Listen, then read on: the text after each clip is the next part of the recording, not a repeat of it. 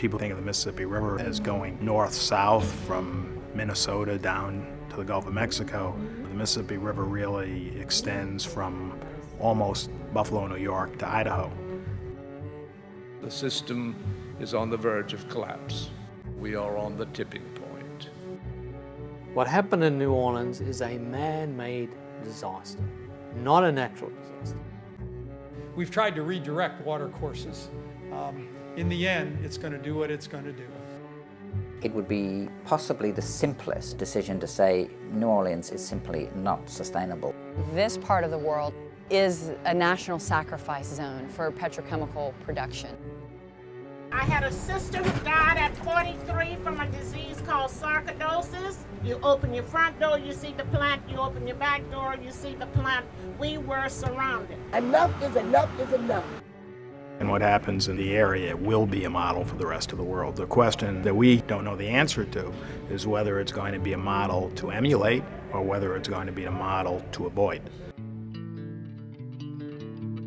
In the autumn of 2009, the organization Religion, Science and the Environment, under the leadership of the ecumenical patriarch Bartholomew, held a symposium devoted to finding solutions to the problems of this, one of the world's great waterways. This was the 8th symposium on a sea or river dedicated to seeking solutions to both local and global environmental problems. Known as the Green Patriarch, Bartholomew is the spiritual leader of the Orthodox Christian Church. Since the beginning of his tenure, he has made the environment a top priority.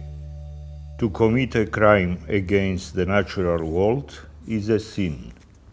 For human beings to injure other human beings by contaminating the earth's waters, its land, its air, and its life. All of these are sins. He believes the world's religious community must join with the scientific community to save the earth. Religion is not against science, and science is not against religion. They are rather complementary, interdependent, because finally the object is the same, the human being and the whole of creation. This intersection of religion and science needs to be taken seriously for the environment. It is something that is literally salvific for ecosystems, for biodiversity, for climate change, for the myriad environmental problems that we need this combination of the excellence of scientific facts, statistics, and so on, but we also need this sense of awe, of wonder, beauty, and complexity that the religious communities can bring to the table. So we need each other as partners.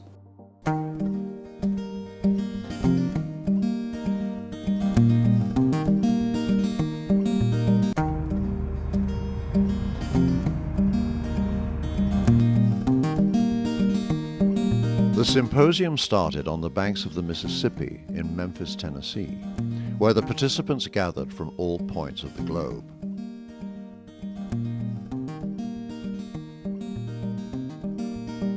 Where does God put man? Do you remember where he put man? The Garden of Eden. Did you know that you and I are farmers? God put us ultimately to tend. We are here to tend this garden. The high point was a visit to the Civil Rights Museum, housed where Martin Luther King was assassinated in 1968. With this group assembled to confront the environmental crisis, Dr. King's life and struggle provide both inspiration and a successful example of how moral leadership can influence hearts and minds, thus changing human behavior. 306. He walked outside to get some fresh air. Boom, he's dead. Reverend Kyles is the only living person to be on the balcony with Dr. King before he died. We almost didn't have this mountaintop, the speech. It was thundering and lightning and raining that night, and he thought there wouldn't be many people at the church. We got to the church, it was nearly full in spite of the weather. We had no way of knowing that would be the last speech of his life, the mountaintop speech. Like anybody, I would like to live a long life. Longevity has its place. But I'm not concerned about that now. I just want to do God's will. And He's allowed me to go up to the mountain. And I've looked over and I've seen the promised land. I may not get there with you, but I want you to know tonight that we as a people will get to the promised land.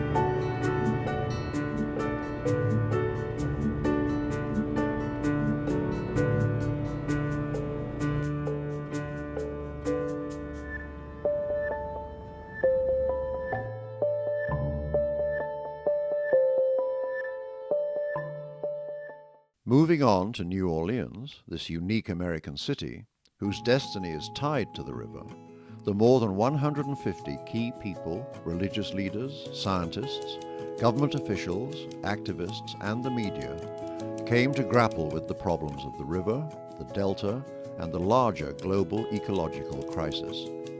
This symposium is in many ways both historical and unique. This river comprises a microcosm of our planet. In its waters, we observe many of the world's ecological issues. We are humbled in its presence. We have come to listen to its story. As we look at this great river and explore the challenges faced by local communities, let us search for solutions from the perspective of faith, mindful that we are all in the same fragile boat of life. Thank you.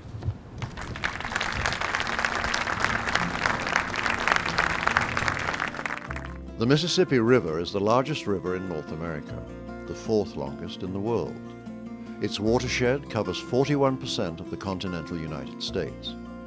From its source in Minnesota in the far north, it flows south for more than 2,000 miles.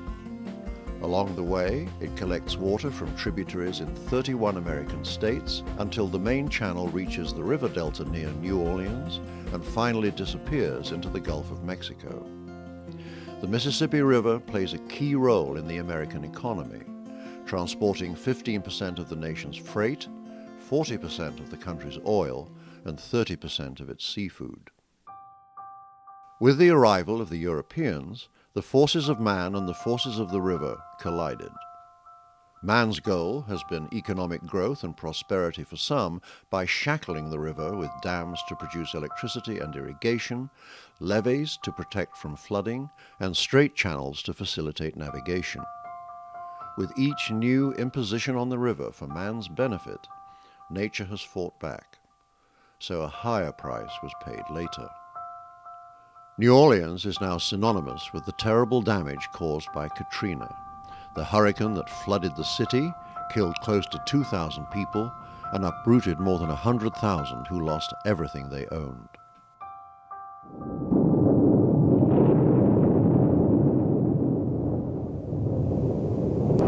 I'ma tell you about the rain.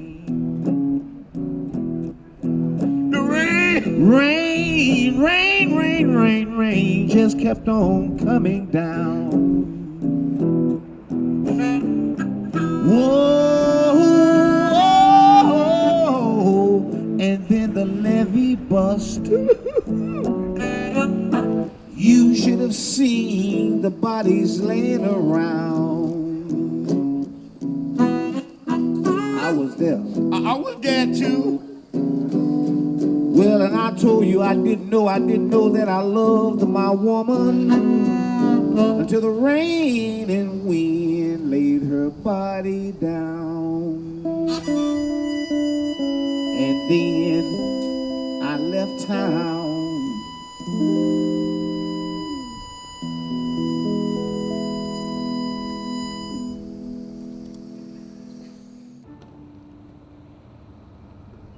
To put a spotlight on the continuing problems, the Patriarch made a pilgrimage to the city's devastated Lower Ninth Ward, the area where most people died, and where even today, few people have returned.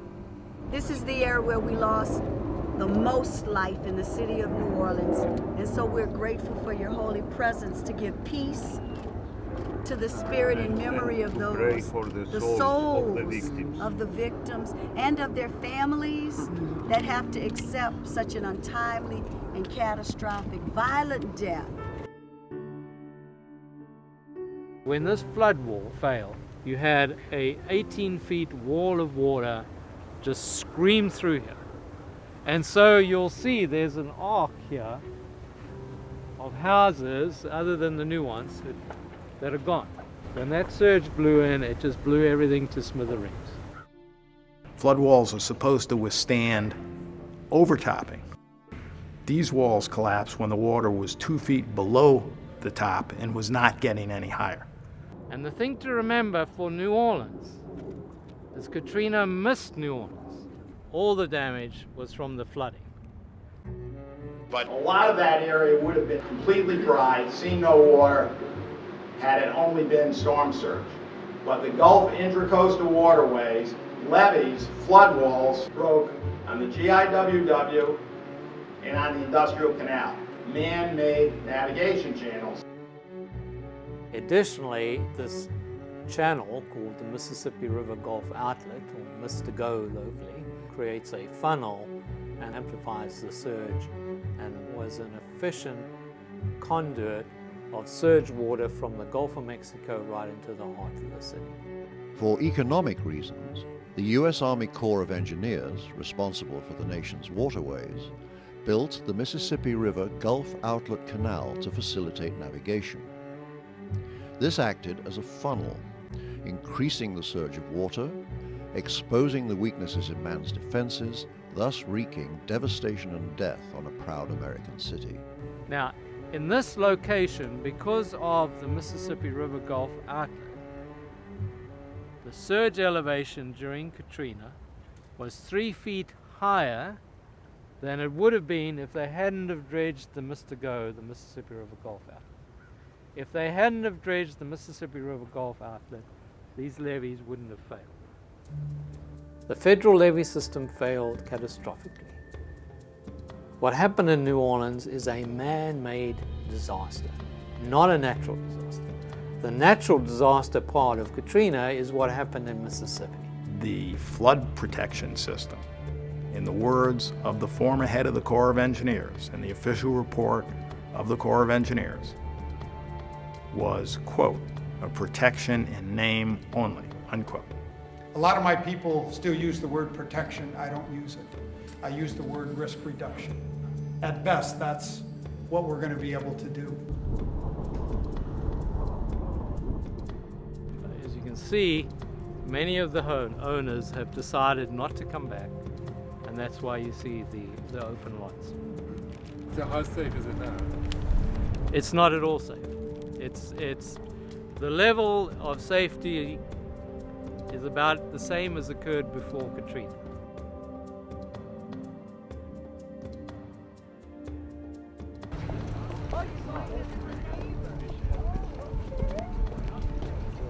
How you doing? I commend you for your courage to come back. Okay. Many good neighbors? Well, I've been the only one for a while, but hopefully I'm going to have them all back. Yes. We pray for you. Oh, thank you. Thank you. Beautiful.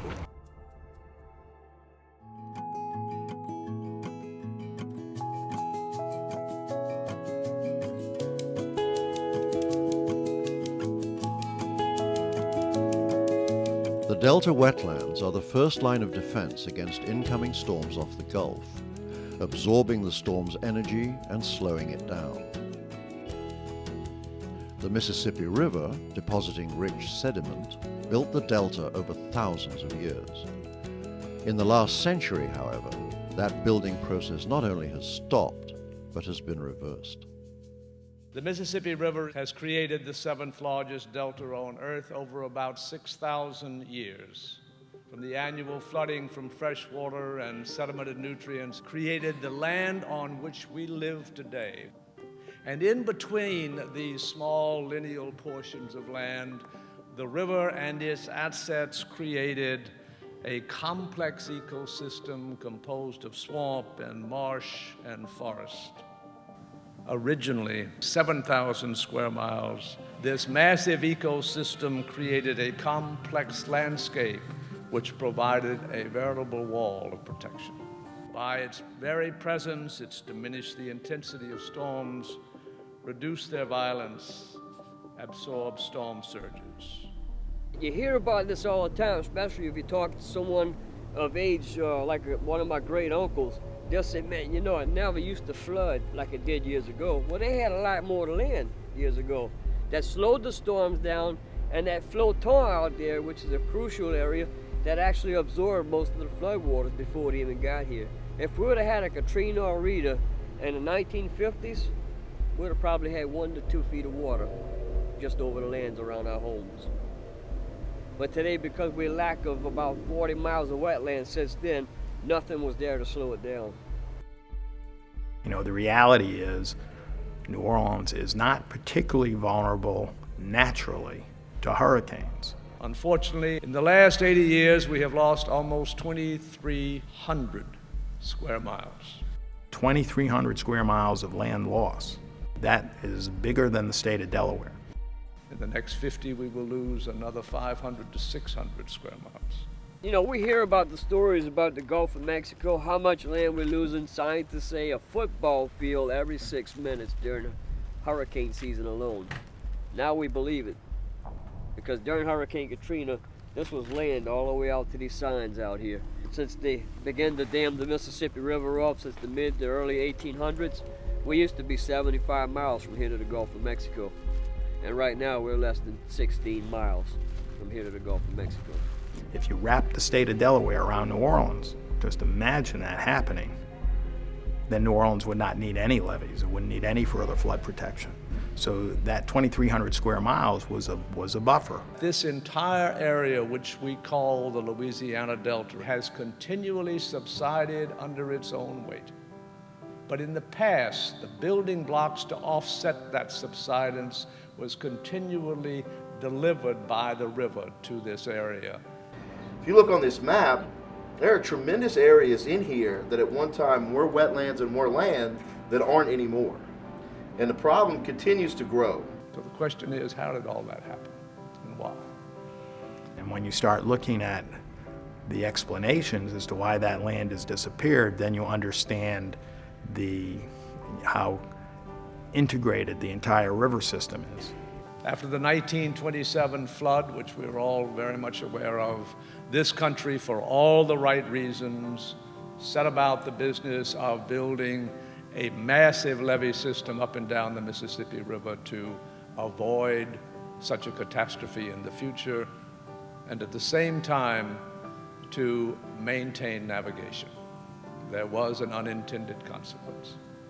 For as soon as those levees were built and the Mississippi River was confined, that annual flooding of fresh water and sedimented nutrients so critical to this ecosystem which has protected us for decades stopped. They dammed off the rivers years and years ago. The results was just a slow increase in salt water, but it actually made it all the way in here. That's one of our biggest problems right now. But in this direction back in here, we have the Louisiana state tree, which are diminishing now because of this whole saltwater intrusion. These are known as the bald cypresses. These are the redwoods of the swamps of Louisiana. So the loss of the wetland is going to directly affect the economy because there'll be less fish. Yes, right. It's a simple equation. Yes, a very simple question, very easy to answer. Without our marshlands and wetlands, we don't have anywhere for our fish, crustaceans such as crabs, shrimp, and crawfish to go in to hide to reproduce. Without this, our fishing industry would be history. Today, the system is on the verge of collapse. It is literally starving to death. We are on the tipping point. What can we do to change the fundamentals of this effort? Can in fact it be fixed? The coastal marsh is alive. It's a living thing. And living things within limits can adapt. And there is science that demonstrates that if the coastal marsh gets sediment and fresh water, it will adapt to rising sea level and grow. But there is a point here of urgency that is unlike any in this country. We are on a strict timeline, because there can come a point in time when that deterioration becomes so severe we cannot reverse it. Should inhabited coastal areas be abandoned or defended? This controversial topic is not only relevant to the Gulf area of the United States, but to many parts of the world where human settlements have quite naturally gravitated towards seas and rivers. And in the era of global warming, with sea levels rising, the issue becomes even more pressing. The United Kingdom has already abandoned some coastal areas and increased protection of London with barriers on the Thames. How the US responds will be significant for the rest of the world. The shoreline is going to move tens of miles inland over the next 100 years, no matter what we do. And that's the sad reality of Louisiana, and nobody is making those hard decisions at this point in time. It would be possibly the simplest, but not the least expensive decision to say New Orleans is simply not sustainable. Let's just move it now while we can to Baton Rouge or wherever. Now, this is obviously not a politically sensible or sensitive thing to say or think about. There still continues to be this questioning of New Orleans. You know, why don't you guys just move out of the area? And there seems to be a lack of recognition that most areas in the United States have to deal with differing kinds of risk, and that our risk is problematical. But there are other areas like New York City that have similar risks from hurricanes. The President of the United States came down here and said, we're going to rebuild. And then a mark was put on the wall. And we're moving towards that, but $15 billion will be spent to get to what many people in the world would say is really just a minor risk reduction measure. That's a 100-year risk reduction. So we've got to look at that too. We have a major disconnect between policy and science at the moment. Policy is, let's push the levees even further seaward, let's build these huge humongous levees, we'll protect everybody. Science says you don't have the resources to do that, and there's many communities you're going to have to abandon. And nobody's willing to make that decision. And so the next step is, okay, well, if it is here and you want it to stay, then what do you do? And what you do is not necessarily build ever higher levees. We've tried to redirect water courses. In the end, it's going to do what it's going to do. So how do we do this? How do we provide protection and risk reduction at the same time? Really enable this water course to, in many instances, do what it will naturally do. You have to have a mix of hard engineering protection for key installations, but you have to allow the wetland systems to flourish in their natural way, trying to push the Mississippi through ever narrower lines out into the Gulf. All the sediments which are important for these wetlands to grow and act as buffers disappeared. You can't allow that to happen. That's the worst case scenario. We've learned a lot about projects versus systems. The Katrina work down here is 350 separate projects. But if those projects don't link together, if we don't look where those weakest links are and make it a system, we've missed it. So we're really working to have it be a system.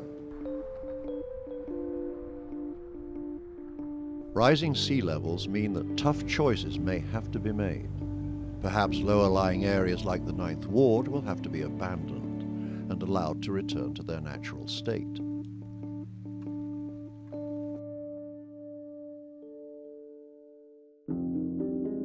Taking the Mississippi as an example, economic growth has damaged the ecosystem with pollution, fertilizer runoff, toxic spills, wetland destruction, and a dead zone in the Gulf. There are now 100,000 artificial chemicals that are produced and being sold in the world. Less than 1,000 have been tested for their health effects. These things are in the air, they're in the food, they're in the water, they're in the ground, they're in our bloodstreams. The net result of this is that in the United States, 1/3 of America's 70 million children have some kind of chronic illness. Asthma, diabetes, autism, cancer, on and on and on. As one epidemiologist research said, we have sacrificed a whole generation of children to causes which have trashed their health and through reasons which were totally preventable. The region from New Orleans to Baton Rouge has 200 and counting chemical plants, oil refineries, hazardous waste dumps, nuclear plants. When industry talks, they call it the industrial corridor or even the chemical corridor, and they're really proud of it. But if you go and you talk to a neighbor, you know, somebody who lives next to a refinery or a chemical plant, they'll let you know that it's actually called Cancer Alley. I came from a town called Norco, Louisiana, and Norco, the NORCO stands for New Orleans Refinery Company. We live near the fence line because you can walk across the street, you open your front door, you see the plant, you open your back door, you see the plant. We were surrounded. I had a sister who died at 43 from a disease called sarcoidosis. We just buried another young lady from my hometown who died from scleroderma. I'm just naming some of the diseases that were very high in my hometown.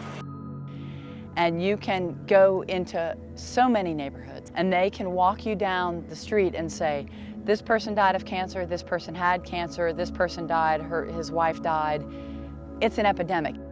It's fair to say that this part of the world, Louisiana, is a national sacrifice zone for petrochemical production. I hate even looking at stuff like that. That's a catalyst cracker that converts crude oil into gasoline. That's what exploded in Norco in 1988. This makes me kind of sick because that's what we live right across the street, not even that far. This refinery is being sued for violation of the Clean Air Act, and ExxonMobil was found guilty of 2,500 violations of the Clean Air Act.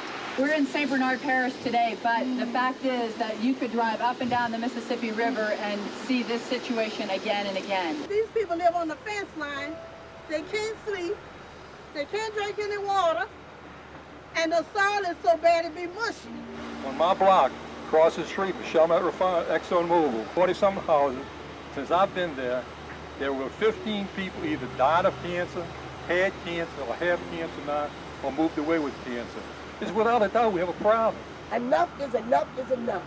I've had too many people that I love and that I know that have died. Archie Richard brought Royal Dutch Shell to its knees and got the company to buy out her contaminated neighborhood. I don't want anybody to be discouraged. It can be done, even though it was a struggle. So struggles equals success when you stick with it. The Shells and the Exxons of the world are quite powerful, right? But the good news is that Ken Ford and Margie Richard, Albertha Hastings, Iris Carter are also quite powerful. And to me, they exemplify religion, science, and the environment. How could you stand up to ExxonMobil, who made $47 billion last year, if you didn't have faith?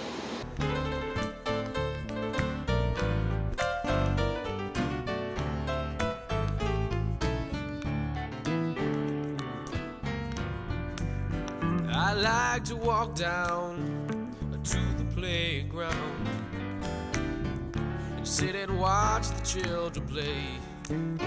My parents did that when I was younger. just too dangerous today. And they call this freedom. They call this a freedom. They call this freedom. But I don't know. They call this freedom. They call this freedom. They call this freedom. But it ain't so.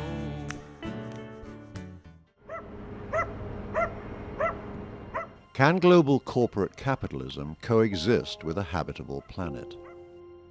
Corporate capitalism converts this beautiful planet into a commodity. Everything is property, everything is for sale, nothing needs conservation. And that inconsistency, I believe, is the most serious inconsistency. The business community is historically driven by the profit motive. They want to be able to get the most back for the least investment. But what if they're using the atmosphere as a free sewer to dump our tailpipe and smokestack wastes? If the price doesn't include all the costs, including the kids who go to the hospital with asthma from that air pollution, the rising sea levels that displace billions of dollars of property, then in fact the price of doing business is really not right. Corporate capitalism needs to understand that for its survival, it cannot neglect the wider environment, and it cannot ignore the wider environment. If business as usual is going to end in tears, business has got to change. But I don't just mean business in terms of corporations, I just mean the way that everybody looks at the world, individuals, companies, governments. We are part of the problem. Now that doesn't mean we should shoot ourselves, though maybe the polar bears would vote for that option, but it means that as we approach the environmental movement, we have to do so with humility and a sense of responsibility. I think there is a fundamental difference between the present economic concept of growth and natural growth. The market-driven concept of growth clearly is one of the bigger, the better. If growth is the end, then you're not thinking about the fact that the side effects of growth might actually reduce our quality of life. There is some question whether China's recent economic miracle really adds up to anything very much, because some people calculate that they've done so much environmental damage that has destroyed as much wealth as they've created. The other day I was in a room with $55 trillion worth of money. And it just made me realize yet again that if you're going to pick a fight with those guys, you're going to lose. So the only way to sort this out is to bring that power on side. The old techniques are causing harm more than they're causing benefit. It doesn't mean throw away business. It means retune it to greener, more sustainable, and toward helping go back to focusing on job one, quality of life, not growth. Corporate capitalism, I think, can play a very important key role in making, because it's got the resources, and it can move resources around in terms of intellectual capital and financial capital to enable some of the environmental management challenges to be managed. We don't have to be dominated by that short-term, greed-oriented behavior. We can do better, but that won't just happen automatically. It takes consciousness. Consciousness takes leadership, and it takes our thinking like a community. Can religion help save the planet? I find the question of the role of religion in addressing climate change and other environmental issues very provocative and potentially very powerful.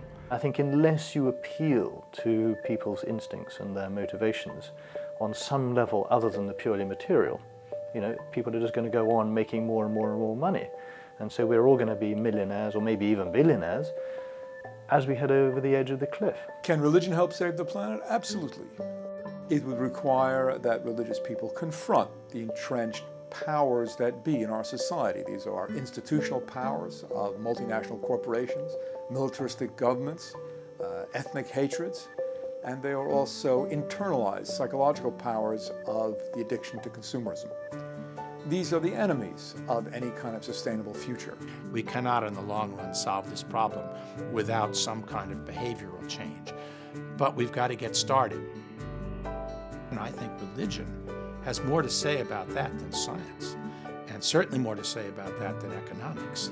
Religion is necessary but not sufficient, and science and policy is necessary but not sufficient. When you have a shared resource like the planet, it requires cooperative strategies. Everybody's on it, everybody's in it, and everything we do affects it. We all matter. We have to step back and ask ourselves what this is all about and where we are going, and recognize some element of sacredness, not just in the planet, but also in our sense of responsibility to others. The world is in effect our garden, whether it's 21st century humans or Neolithic people. We have basically changed the way the planet looks and the way the planet behaves. And we can't actually abandon that, because if we do, then it's like a gardener walking away and leaving the place, and it becomes a mass of weeds. You know, God is the great creator, but he places us in the garden. And who's going to run a garden that's not in order and weeded? We have to pull, we have to pluck, we have to prune, we have to keep it safe. Because there are predators that will come in and destroy it. And we have to protect this garden too that we've been given. We have to convince our faithful that any crime against the creation is a sin, and we shall be judged by God. Religion has been the stewardship of collective values. And if those collective values are pushing environmental sustainability, and that way we get a collective solution, because you're making a voluntary contribution to protecting the world for your children, grandchildren, and the rest of creation. There's a common ground here that's at stake, and so a common action for the environment is absolutely necessary. I think the churches have huge potential, but also huge responsibility in taking those messages out to their parishioners. That on the local level, it may be something as simple as reusing a bag. It may be something as simple as turning off the water, lowering our thermostats. All of that combined is something.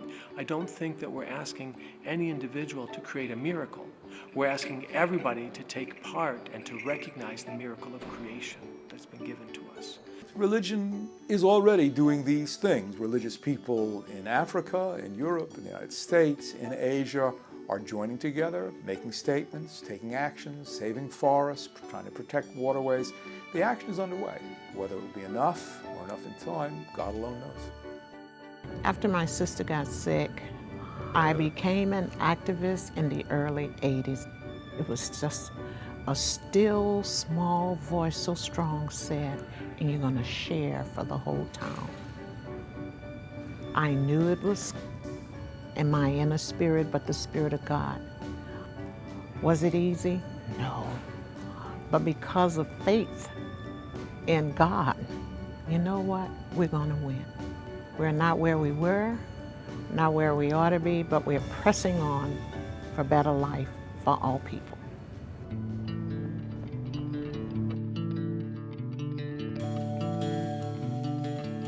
As in previous years, the symposium celebrated a blessing of the waters. Water is the source of all living things. If we cannot recognize God's traces in the natural environment, then perhaps we can recognize our children's faces in every ocean and every tree and every animal. If we achieve this, then we may hope to leave behind a cleaner environment than we received, and it is the least that we owe generations to come.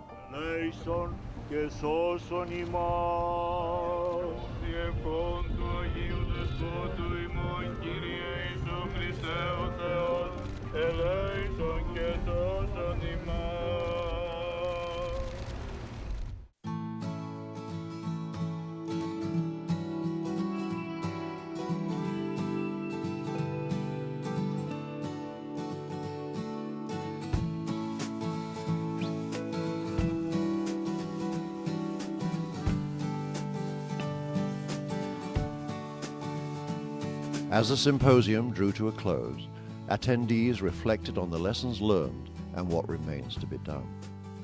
So often here in the USA, religion and science are seen to be on two totally different planets. And then there's a big rift between science and politics, because politicians don't like the fact that scientists will point out to them that their decisions don't make sense. So by bringing it all under one umbrella, and allowing the discussion to go between religion, science, and the environment, I think that was an important learning experience for many people in the USA, that these things can coexist and can benefit from each other's contributions and the partnerships. I think getting involved with religion, science and environment has been like getting behind the lens of a camera. The things were always there, but it's the lens that has very much helped bring things into focus and see things, I think, in the way that they really are. And I always have thought that awareness is the beginning of action. I have found this symposium absolutely fascinating for, what we came to look at, for the Mississippi, this extraordinary ecosystem. And the century-long crisis, engendered by engineering improvements, by trying to fix one problem and creating another, is such a lesson, which I certainly hadn't understood before. Well, I think the Mississippi Symposium has been quite extraordinary in a variety of ways. One is, of course, it brings to great visibility the fact that this is the third largest river system in the world, which I think most Americans probably didn't realize. Secondly, I think it has highlighted the human concerns through what happened at Katrina, through the minority communities who suffered there, and the minority communities who are still suffering from the petrochemical industry and so on. Having them speak to us with the petrochemical factory right in the background was absolutely arresting, never to be forgotten. And you can get really depressed if you look at what's happening, but then you've got to look a little harder. And the good news is that it's really people who are leading now. Of course, in this case, it's a question of time. Do we have time for this ground-up approach to affect our leadership? I don't know if we do, but you've got to try. We have the capacity to foresee the future. We don't only have to think short term. So wherever you're coming from, we've got a brain that can look long term. Let's use it. Because if the only thing we do is look short term and self-interest, a lot of these problems are going to happen and happen a lot worse than if we try to deal collectively with them to slow them down. Given our history in developing technology and meeting challenges, there's reason for optimism to think that we can get many of these problems, if not solved, a long way toward solution.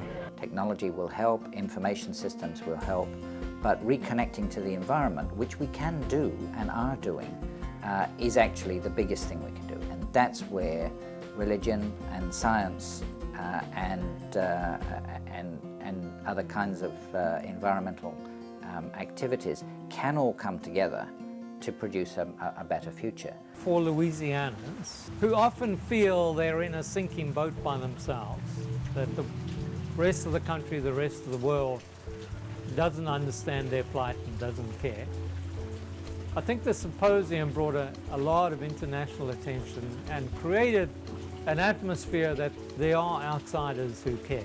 Thank you for your presence in our city on this day, and may God's peace and grace follow you as you do His work throughout the world. Thank you very much.